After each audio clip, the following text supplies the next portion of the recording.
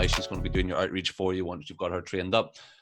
Before that, how were you doing your outreach? Do you want to kind of share with anyone maybe some tips you have for outreach, and in particular, maybe just to this niche as well? Because I don't think a lot of people would have that knowledge set that you really do. Yeah. So first and foremost, before I get into everything, if you want to learn more about outreach, feel free to reach out to me. I'm happy to help, whatever.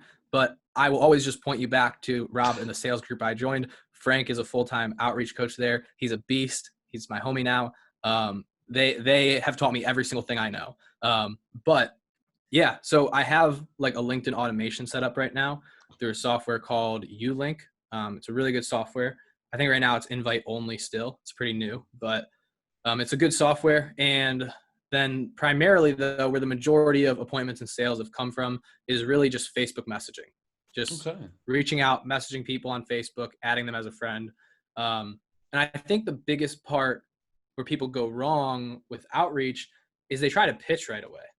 Yeah. Like, you need to start a conversation, right? Like, I can't pitch you anything if you don't respond. I need to start a conversation first before I can even offer you the opportunity to be sold everything. And I can't sell you anything if you don't need it. So, and I'll let you kind of expand on that, Johnny. I'm sure you have some thoughts, but like, it's really just starting a conversation is the first step in outreach for me. 100%, yeah. And I mean, you know, we see it in the mastermind groups that we'd be a part of all the time. People saying, you know, what niche is good? What niche is good? How do you get that? And it really is a case of like, you just need to learn the niche. In my opinion, it is a case of you need to know the niche. So first of all, like when Eric says, you need to get that conversation started. You need to be able to have them talking and get a flow going and sort of that initial repertoire. That's not the right word, is it?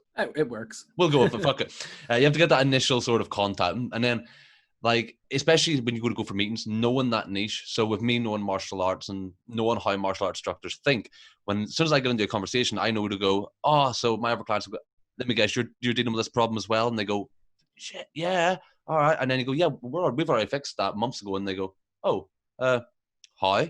And then you just give them I'm a big proponent of giving free value and just giving as much free value. Because I mean, like when I go to meetings, I've said this before in podcasts, when I go to meetings, I will sit down and I will physically go through and tell them how I'm going to run their ads. I literally will go, well, this is how we pick the actual goal. You know, is it conversion? Are we trying to get lead gen?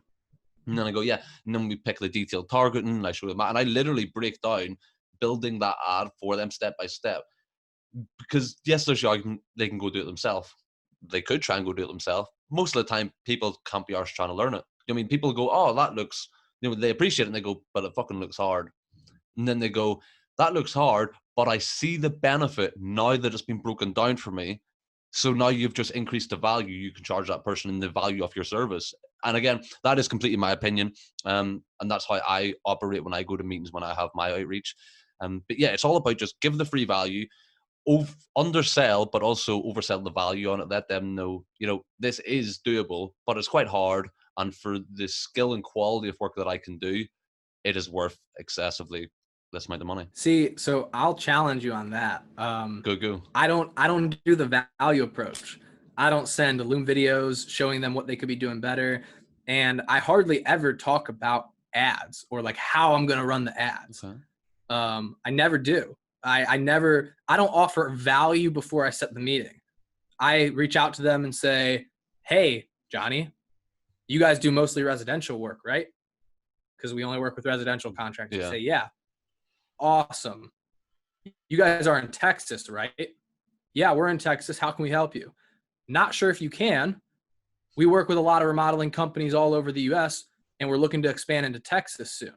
Or maybe we work with a lot of remodeling companies all over the US, helping them land more jobs. We're looking to expand into Texas soon. Assuming you guys take on these types of jobs, right? Yeah. Okay, great. Are you guys looking to grow right now and land some more jobs or not really? They're like, yeah, we are. Cool. You got 10 minutes tomorrow. I didn't offer any value. I just qualified them, determined they had a problem, said, cool, you want to talk about it. If you're listening, go clip that. So I don't offer any value when I set meetings. I spark curiosity. That is. Sure. I just gave you a whole outreach framework. Yeah, I gave you a whole outreach framework. But I think the key in outreach too is spark curiosity. Don't give value. At least this is how I operate. Yeah. Johnny's way and a lot of people go on this give value approach. It does work, but I've found a lot more success in sparking curiosity, so they want to talk to you rather than giving value and telling them what they're doing wrong. That's just my personal opinion. 100%. No, I understand Yeah. that. And I think it's actually very good that you give the other side of that and the other perspective, because in your niche, that probably is the most efficient and the highest converting way of doing that. And again, it comes back to this: every niche is going to be different, and every niche has its own pros, cons, strengths, weaknesses, problems. And for martial arts, like I said, it's efficiency. They don't, first of all, they don't know what social media marketing is. Obviously, if you're in remodeling, it's like real estate have a more chance of knowing about it than martial arts as well, because real estate, that's something they do. They market and they need to try and get these properties sold, or like you, they're trying to get these remodel jobs. Whereas martial arts instructors are, they're old school. They're a word of mouth. They're a put a flyer on your car in the Walmart car park. Like, they don't think that they need to be in the digital age. So for my niche, it is super particular that I need to show them why they need it. I like to think that some niches like your own kind of know they need something along those lines, and it's just a case of you going, well, we can do this bit. Whereas in martial arts, at the very least, it is a case of going, you don't even know what this is, so you have to teach them first what is social media marketing, how does that come into play. You have to try and convince them, first of all, that you're not a fucking con man, because that's the first thing everyone thinks when you try to explain to them, and just really hone down on value. But again, niche dependent, and it really does depend on how you like the outreach and what the niche really expects from it. Yeah, 100%. It's definitely, niches are different, right? Like, you're not going to ask the martial arts studio if they do residential work, right? Like, it's what I gave you is you have to change it and alter it to your niche. But yeah, I don't know. I mean, I agree with everything you're saying. I've just always taken the approach, and maybe it's just my niche. I don't think it is. I think it could really work for anybody. It could really yeah. spark the curiosity, get them to have a meeting with you, figure out what they want, sell them what they want, and give them what they need. It's one of the things Rob's always says. I try to live by it. Sell them what they want, and give them what they need. Open and close. That's just that easy, isn't it? Not always that easy, but you try to go by that process. So again, this kind of leads on to the next point I wanted to ask. Do you run any sort of funnels to bring leads into your business, or is it actually you doing the outreach and you don't have any sort of organic funnels pulling people in? I mean, my profile is kind of set up like a funnel. Yeah, like yeah. with cover photos and that, posting lots of testimonials, content. And we do have like a funnel built out, right? So like there's an opt-in page, there's a booking page. A lot of times I send that link for people to schedule a time that works for them. But we're not running any paid traffic to it yet. That's coming very soon, which I'm super excited about. So it's going to help us scale really quick. But so yeah, we have a funnel, but it's not getting used to its full potential yet. Nice. And yeah. I know this was actually before we came on to the recording, but you'd said like, you don't actually have intentions of doing courses and, going down that route. No, which is weird because I actually really like it. Like I started in a call center, right, for home remodeling companies. And I was one of the best appointment setters there. So I was good at appointment setting. I've taken a lot of the stuff Frank and Rob have taught me in that mentorship program, and I've gotten really good at appointment setting here. So much where I'm helping a lot of those members and stuff. And I enjoy it. It's so much fun. But I don't know. I think the industry is just kind of, scummy. I don't know, maybe in the future, but I have enough other ideas and ambitions and things I want to go after that I don't see it being ever something that I ever want to do that I'm going to get a ton of fulfillment from. Like, I have enough other ideas to occupy a lifetime. So yeah, of course. So have you any actual plans? Obviously no courses, nothing like that. Is there anything you want to or can talk about that you've got coming up? Any sort of projects, plans for your agency or yourself?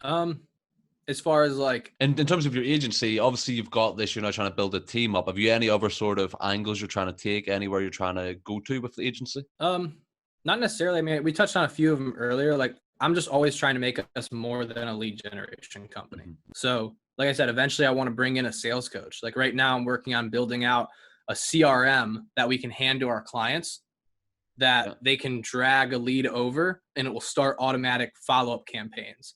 So I'm trying to become more than a lead generation company and more of like an end-to-end, like, hey, you're going to get leads from us and you're going to get every single other piece you need to make this successful. You don't have financing? Cool. We have in-house financing. Like, a lot of these things aren't going to come for a while, but that's my vision for this. I want it to be bigger and more than just a lead generation. That's awesome. So I assume you kind of want to get into actually building your own softwares, Len, like you said, for this automation stuff. Is that a software out there, or do you aim to develop your own software for that? Nope. So Go High Level. It's a great software for marketing agencies. They also let you white label their software. So we use it. We use it for our own outreach and stuff. And then you have to still build it out, but we're building out a version that we can white label. So it's not like we're bringing our own software developers in and developing a software. We're white labeling a version of something.